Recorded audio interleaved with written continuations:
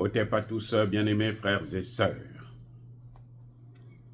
Si vous voulez la liberté, soyez fiers de votre pays. Si vous voulez la démocratie, accrochez-vous à votre souveraineté. Et si vous voulez la paix, aimez votre nation. Les dirigeants sages accordent toujours la priorité au bien de leur propre peuple et de leur propre pays. L'avenir n'appartient pas aux mondialistes, l'avenir appartient aux patriotes. Imaginez qui a dit ça. Donald Trump. Si le président Donald Trump fait une telle déclaration, ça veut dire que Donald Trump est sur la même longueur d'onde que les BRICS. Oui. Donald Trump soutient les BRICS. Donald Trump ne veut pas un gouvernement mondial. C'est pour ça d'ailleurs que ne soyez pas surpris qu'il y ait des poursuites contre un certain Bill G. Parce que lui, son nom seulement, quand vous le prononcez là, vous pouvez avoir des problèmes.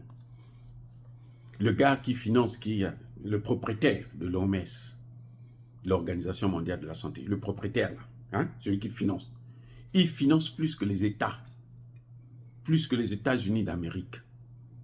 Il donne plus d'argent. Donc ça lui appartient. Ne soyez pas surpris qu'il soit poursuivi. Et ne soyez même pas poursuivi que cette organisation puisse disparaître. Ce dossier sera traité par Robert Kennedy Jr., le fils de Robert Kennedy, le neveu de John Fitzgerald Kennedy. C'est lui qui va traiter ce dossier. Cet homme qui a rencontré Tshisekedi, parce qu'il veut acheter carrément le Congo démocratique, parce qu'il veut faire les essais de ces choses-là en RDC. Je ne sais pas ce qu'ils se sont dit, mais on le saura bientôt, parce que vous savez, la vérité, elle arrive toujours.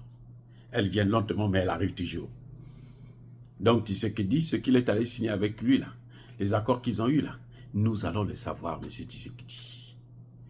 Et quand lui va couler, il va couler avec ceux qui l'ont ouvert, qui lui ont ouvert les portes de nos pays pour détruire, pour massacrer nos populations à cause de l'argent, parce qu'ils sont des flatteurs. Quand Donald Trump dit « l'avenir n'appartient pas aux mondialistes », mais quelle est la différence avec ce que disent les BRICS? Quelle est la différence? La multipolarité, c'est quoi? C'est bien le contraire. C'est bien l'opposé du mondialisme. C'est l'opposé carrément. G7, G20, OTAN, c'est carrément de l'autre côté. Puisque les autres voulaient faire un État où eux, ils seront à la tête. Les États-Unis ne rentrent pas dans les BRICS, c'est clair, ils ne vont pas rentrer dans les BRICS, parce que les États-Unis n'aiment pas voir quelqu'un qui est au-dessus de lui. Donc, s'ils rentrent dans les BRICS, il faut que, si on leur dit que vous allez être le chef des BRICS, vous allez voir le lendemain, les États-Unis vont faire partie des BRICS. Tout de suite. Mais comme dans les BRICS, on n'a pas besoin d'un maître, ben, ils ne peuvent pas y rentrer, accéder. Mais sinon, quand vous regardez ce discours, eh bien, ça montre bien que les États-Unis, avec Donald Trump, sont sur la même longueur d'onde que les BRICS. Il y a un autre point essentiel. Si vous voulez votre souveraineté, non, si vous voulez la démocratie, accrochez-vous à votre souveraineté.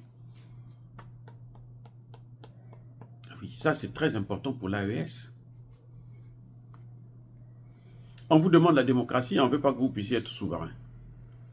De quelle démocratie parle-t-on? Vous vous souvenez de la vidéo que j'ai faite il n'y a pas longtemps, il y a quelques jours, où je disais que, mais attendez, la démocratie c'est quoi?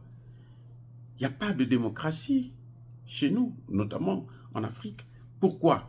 Parce que quand nous on élit, il y a, eux aussi dans leur chancellerie, ils font une élection.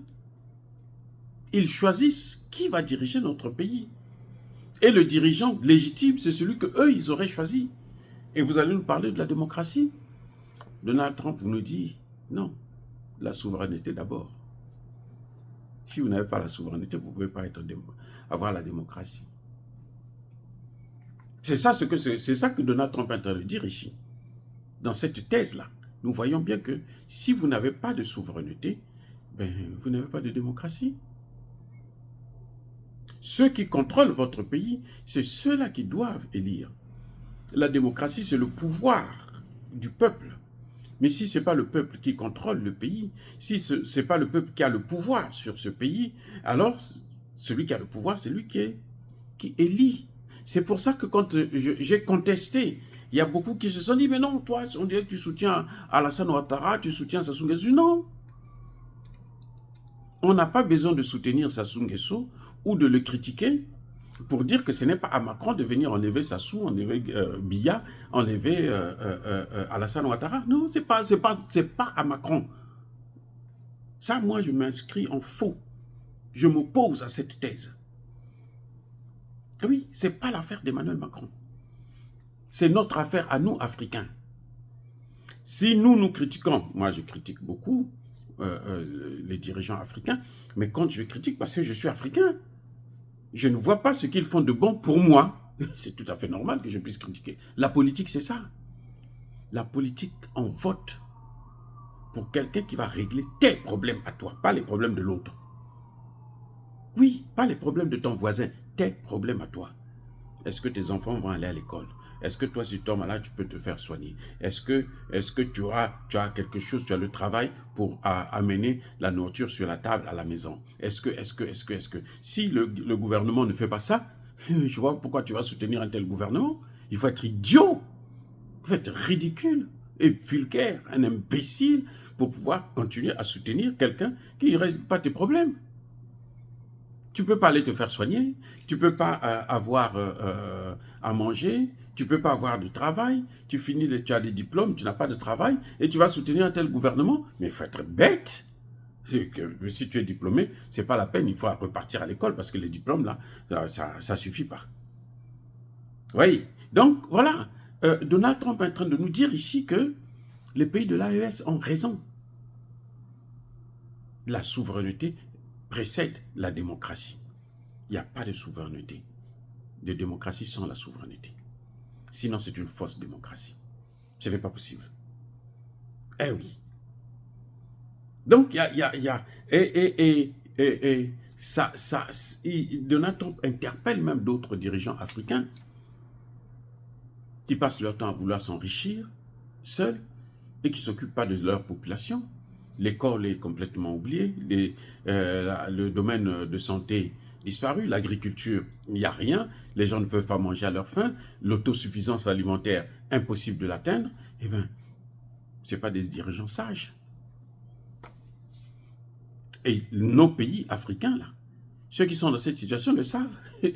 Ils doivent se sentir indexés. Je n'ai pas besoin de citer un nom, puisqu'ils sont tous pareils, ou presque. En dehors de ceux qui sont en train de montrer maintenant, ils sont en train de se battre pour leur souveraineté et qui sont contredits par ceux qui disent qu'eux, ils sont des démocrates et eux, ils sont élus, alors qu'ils sont mal élus. Bref, nous saluons en tout cas cette thèse de Donald Trump qui encourage les pays de l'AES et aussi qui encourage les pays de BRICS. Soyez bénis par le Dieu de Kémite et par nos ancêtres angélisés.